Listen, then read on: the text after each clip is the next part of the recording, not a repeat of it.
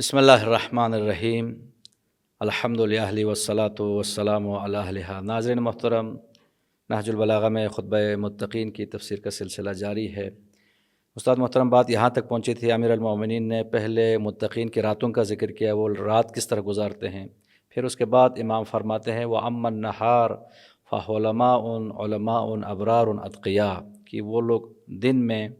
بڑے حلیم ہوتے ہیں، دانشمند ہوتے ہیں، نیک لوگ ہوتے ہیں، اور اتقیاء یعنی پرہیزگار ہوتے ہیں۔ تو یہاں پر اگرچہ یہ صفات دن رات دونوں میں کو شامل ہے، لیکن امام نے خصوصیت سے دن میں کیوں ذکر کیا؟ متقین کی دن میں یہ خصوصیات زیادہ نمایاں ہوتی ہیں۔ بسم اللہ الرحمن الرحیم۔ کیونکہ انسانی زندگی میں رات اور دن کے اندر جو بنیادی فرق ہے کہ دن کے اندر انسانی زندگی کا طرز عمل جو ہے فقط اپنی ذات کے اندر محدود نہیں ہوتا، بلکہ انسان اپنی ذات سے نکل کے دوسرے لوگوں کے ساتھ انٹریکٹ کرتا ہے، اور یہ صفات زیادہ بہتر طور پہ جلوہ گر ہو کے انسانی کردار کے اندر ابھر کے سامنے آتی ہیں، جیسے سخاوت ہے،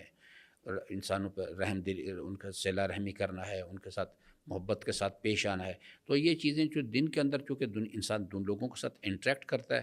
تو اس کے نتیجے میں یہ چیزیں زیادہ بہتر طور پہ سمجھ کے ابھر کے انسانی زندگی میں سامنے آتی ہیں۔ رات کے وقت ہوتا ہے کہ انسان نے صرف اپنے نفس کے ساتھ جنگ کرنی ہوتی ہے، اپنے نفس کے ساتھ جو ہے اس کو جو تقویٰ کی صلاحیت ہے، اس کے جو مختلف پہلوؤں کا جو اظہار ہوتا ہے، جیسے نماز شب کے لیے انسان کا نفس تقاضا کرتا ہے آرام کرو، انسان نے اس نفس کی خواہش کے ساتھ جنگ کرنی ہوتی ہے، وہ اعلیٰ حضل کیا سے اس طرح سے۔ تو یہ چیز امام علیہ السلام نے، چونکہ وہ دن کے اندر وہ متقین کی وہ خصوصیات زیادہ بہتر طور پہ ابھر کے سامنے آتی ہیں، اس واسطے ان کا ہے ایک حلیم انسان جو ہے، اس کا جو حلم ہے، وہ عاجزی ہے، اس کے اندر دوسروں کے ساتھ رواداری کا رویہ اختیار کرنا ہے۔ یہ اس صورت میں کہ جب دن کے اندر دوسرے لوگوں کے ساتھ انٹریکٹ کرے گا، بیوی کے ساتھ، بچوں کے ساتھ، خاندان، قبیلہ، پڑوس، کاروباری لوگ، وہ اعلیٰ حضل قیاس، تو یہ چیزیں زیادہ بہتر طور پہ انسان کے کردار میں روشن ہو کے ابھر کے سامنے آتی ہیں۔ جس طرح اللہ سورہ نبأ میں ارشاد فرماتا ہے وَجَعَلْنَا نَوْمَكُمْ سُبَاتًا وَجَعَلْنَا النَّهَارَ مَعَاشًا، تو اس لیے یعنی دن میں یہ خصوصیات نمایاں ہو جاتی ہیں۔ بالکل، امام علیہ السلام نے اسی کی طرف اشارہ کیا کہ دنیا کی محبت انسان کے اندر ایک پرابلم پیدا کرتی ہے، جو اللہ تعالیٰ نے تقسیم کی کہ ہم نے رات کو اس لیے بنایا آرام کے لیے، دن کو کاروبار کے لیے، دنیا کے معاش کے لیے بنایا۔ امام فرماتے ہیں کہ اگر اللہ تبارک و تعالیٰ رات کو نہ بناتا تو یہ اہل دنیا جو ہیں دنیا کی محبت میں مبتلا ہو کے وہ اپنی دنیا طلبے میں اس کے پیچھے دوڑتے رہتے حتیٰ کہ مر جاتے، لیکن اللہ تعالیٰ نے ایک سسٹم بنا دیا کہ یعنی ایک دن کے بعد ایک رات آ جاتی تو بیچارے مجبور ہو کے دوبارہ سے اپنے گھروں کو لوٹ جاتے ہیں، کیونکہ بہرحال جا کر ان کو وہاں پہ آرام کرنا ہوتا ہے۔ تو امام فرماتے ہیں قد یراہم الخوف یری القداح ینظر الیہم الناظر فیحسبہم مرضا وما بالقوم من مرض ویقول قد خولتوا۔ فرماتے ہیں کہ خوف کی وجہ سے وہ اس طرح جس طرح تیر ہیں، یعنی اتنے بدن ان کے لاغر ہو جاتے ہیں، لوگ گمان کرتے ہیں کہ یہ مریض ہے، حالانکہ وہ مریض نہیں ہوتے۔ تو بنیادی طور پہ یہ جو کانسیپٹ ہے، یعنی قرآن کریم کی مختلف آیات میں سے میں ایک ریفرنس دیتا ہوں کہ یعنی وما تکون فی شان وما تتلو منہ من قرآن ولا تعملون من عمل الا کنا علیکم شہودا، یعنی اس چیز یہ کانسیپٹ جو ہے کہ میرا رب میرے ساتھ ساتھ ہے، میرے اوپر نگران ہے، اس کے نتیجے میں اگر میں نے اس کی دی ہوئی نعمتوں کو غلط استعمال کیا تو اس کے نتیجے میں اس کا مجھ سے محاسبہ کیا جائے گا۔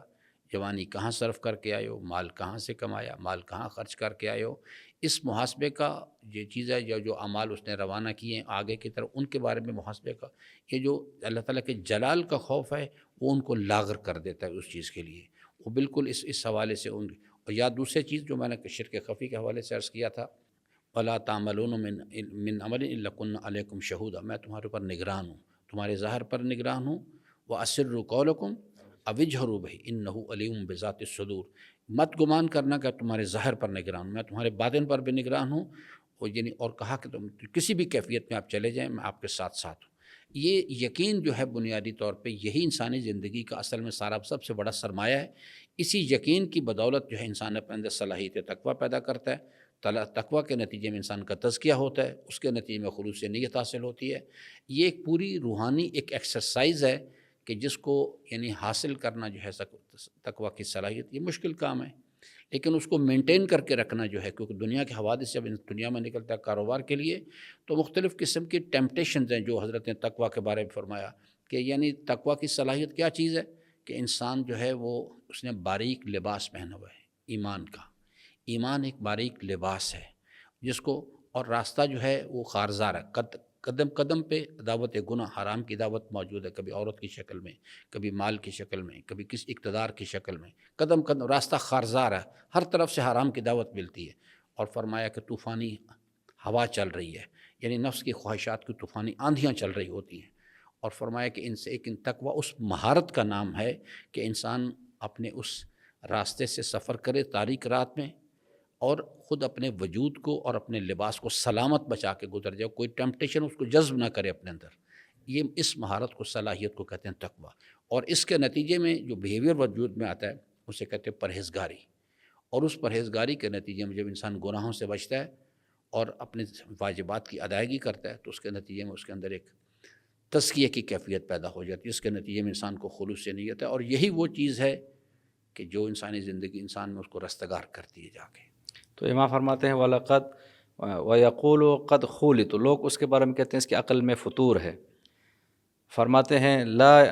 وَلَقَدْ خَالَتُهُمْ أَمْرٌ عَظِيمٌ، حالانکہ ان کے عقل میں فطور نہیں ہوتا، لیکن ایک امر عظیم کا ان کو ایک خوف لاحق ہوتا ہے، امر عظیم کا، حساب و کتاب کا، اس کی بارگاہ میں حاضر ہونے کا۔ اور جو چیز ہے یعنی کہ یعنی جو راستہ ہے شاکرن کا راستہ جو ہے وہ کفورہ کے راستے پہ چلنے والے لوگوں کے لیے پاگل پن خم صدا کرنا، وہ کہتے ہیں پاگل لوگ، ان کا دماغ خراب ہو گیا ہوا ہے اس چیز کے لیے، یا دیگر نماز شب پڑھنا، قرآن کریم کی تلاوت کرنا، یا مخلوق خدا کے کام آنا، یعنی جو سورہ یاسین میں اللہ تعالیٰ فرمایا کہ وہ لوگ جو ہم مذاق اڑاتے ہیں صاحبان ایمان کا، کہ اگر اللہ تبارک و تعالیٰ چاہتا ہو تو خود ان کو جو مجبور اور محتاج اور محروم لوگ ہیں ان کو خود کھلا دیتا۔ یہ جو ان سے جب تقاضا کیا جاتا ہے کہ آپ اپنے مال سے کیوں نہیں خرچ کرتے، تو الٹا مذاق اڑاتے ہیں اس چیز کا۔ ان کے نزدیک اللہ کے احکامات پر عمل کرنا، چونکہ یہ ایک دوسرے کی ضد ہیں، جب ایک انسان جو ہے اس کو یعنی آخرت کا مفاد حاصل کرنا ہے تو اسے دنیا کا مفاد بہرحال قربان کرنے ہی، آپس میں کبھی ایک جگہ نہیں جمع ہو سکتے کسی صورت۔ اس لیے یعنی آخرت کے راستے پر عمل کرنا جو ہے وہ اہل دنیا کی نظر میں یہ ایک حماقت ہوتی ہے، بیوقوفی ہوتی ہے، اور متقین کو اسی چیز کا وہ تانا دیتے ہیں اس چیز کے لیے۔ تو امام فرماتے ہیں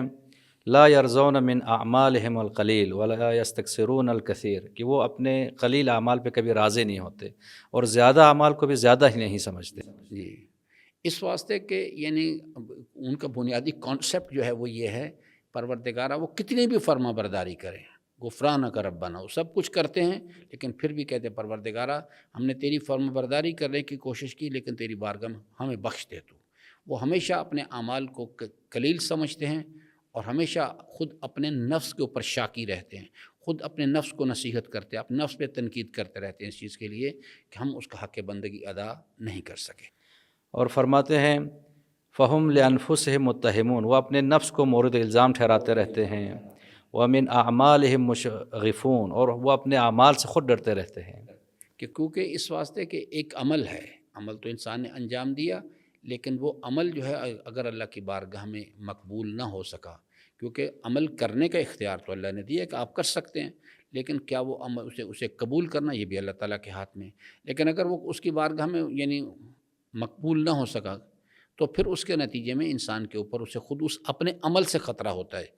خود اس کا عمل کہ ہم نے اللہ تعالیٰ کا دیا ہوا ریسورس استعمال کیا لیکن اپنے نفس کی خواہشات کے تابع ہو کے اس کو استعمال کیا، تو اس کے نتیجے میں خود وہ عمل جو ہے وہ انسان کے اوپر ایک منفی رد عمل لے کے آئے گا، تو خود اپنے اعمال سے گھبرا رہے ہوتے ہیں اس چیز سے۔ بنیادی طور پہ گھبرانا کس چیز سے ہے؟ خود اپنے اعمال کی قبولیت کے، اس قبولیت کے درجے پر نہ پہنچے، تو اسی واسطے جو اللہ تعالیٰ کے اولیاء کرام اللہ سے دعا کرتے پروردگارہ حساب و کتاب کی منزل میں ہمارے ساتھ عدالت قائم نہ کر، اپنے لطف عنایت اپنی رحمت کے ساتھ ہمارے ساتھ سلوک کر، بس ٹھیک ہے بخش دو اس چیز کو۔ اس نوعیت کی صورتحال اگر ہوگی تو انسان بخشا جائے گا، ورنہ جو چیز ہے اصولی مسئلہ جو ہے وہ یہ ہے کہ انسان کا نفس اسے برائی کی طرف کھینچتا ہے۔ کون لوگ کامیاب ہوتے ہیں نفس کے ساتھ جنگ میں؟ الا ما رحم ربی، صرف وہ لوگ کامیاب ہوتے ہیں جن پر خود اللہ تعالیٰ مہربان ہوتا ہے ان کے ساتھ۔ تو امام فرماتے ہیں اذا ذکر احدہم خاف مما یقال لہ، کہ جب ان میں سے کسی کی تعریف کی جائے تو فرماتے ہیں کہ وہ کہتے ہیں انا اعلم بنفسی من غیری وربی اعلم بی منی، کہ جب تعریف تو وہ خوش نہیں ہوتے بلکہ نفس کہتا ہے کہ میں اپنے آپ کو بہتر جانتا ہوں، میرا رب میرے بارے مجھ سے زیادہ بہتر جانتا ہے۔ اور فرماتے ہیں اللہم لا تؤاخذنی بما یقولون، خدایا یہ جو لوگ میرے بارے میں تبصرے کرتے ہیں، میری تعریف کرتے ہیں، اس بار میری پکڑ نہ کر۔ وجعلنی افضل مما یظنون، لیکن یہ جو میرے بارے میں گمان کرتے ہیں مجھے اس سے بھی بہتر قرار دے، واغفر لی ما لا یعلمون، لیکن ان باتوں کو بخش دے جو یہ لوگ میرے بارے میں نہیں جانتے۔ یہ بنیادی کانسیپٹ وہی ہے انسانی زندگی کے اندر کہ انسان جو ہے وہ ایک مومن کبھی بھی اپنی تعریف سے یعنی جو چیز ہے اس سے گھبراتا ہے، وہ اس چیز کو پسند نہیں کرتا کہ لوگوں کے درمیان اس کی تعریف کی جائے اس کو، کیونکہ وہ اپنے نفس کے بارے میں خود اس سے بہتر آگاہ ہے۔ لوگ اس کے بارے میں اگر کوئی چیز بیان کرتے ہیں، لیکن ان الانسان بصیر علی نفسہ، انسان اپنے بارے میں خود آگاہی رکھتا ہے، تو وہ چیز اللہ تبارک و تعالیٰ کی بارگاہ میں دعا کرتے ہیں جو امام علیہ السلام نے یہاں نقل کی کہ پروردگارہ یہ جو کچھ بھی میرے بارے میں بیان کرتے مجھ سے اس کا مواخذہ نہ کر، اور جو کچھ بھی یہ گمان کرتے مجھ سے بہتر قرار دے، اس چیز کے لیے میرے گناہوں کو بخش دے۔ ہر وقت اللہ کی بارگاہ میں عاجزی کرنا، انکساری کرنا اور فریاد کرتے رہنا اس چیز کے لیے، یہی انسانی زندگی کا لازمہ ہے کہ اس امتحان کی منزل میں ہمیشہ اللہ کی بارگاہ میں نیک بن کے کبھی مت جاؤ، اللہ کی بارگاہ میں ہمیشہ عاجزی اختیار کرو، کہو کہ پروردگارہ یہ جو کچھ بھی ہم نے کیا یہ بھی ہمارا کمال نہیں ہے، یہ بھی تیری مہربانی کا نتیجہ ہے، اور اگر یہ ہمارے اس میں کوئی کمی رہ گئی ہو تو اسے اپنی بارگاہ سے درگزر فرما اور ہمیں اپنی فرم بردار لوگوں میں سے قرار دے اس چیز کے لیے۔ جس طرح دعائے کمیل میں مولا فرماتے ہیں کہ یہ لوگ میرے بارے میں تبصرے کرتے ہیں، یہ بھی تو نے اپنے کرم سے، یہ بھی تیری مہربانی کی، لست لہو نشرت، میرے مالک لوگ میرے بارے میں بہت ساری باتیں کرتے ہیں لیکن میں خود تیری بارگاہ میں اقرار کرتا ہوں میں اس کا اہل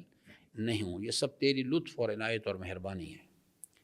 تو ناظرین محترم، ان کلمات میں امیر المومنین نے متقین کے دنوں کا ذکر کیا ہے، وہ دن کیسے گزارتے ہیں۔ فرمایا کہ وہ دن میں علماء ہوتے ہیں، علماء ہوتے ہیں، دانشمند ہوتے ہیں، علم سے کام لیتے ہیں، متقی اور پرہیزگار ہوتے ہیں۔ خداوند عالم ہم سب کو متقین کی یہ صفات اپنانے کی توفیق عطا فرمائے۔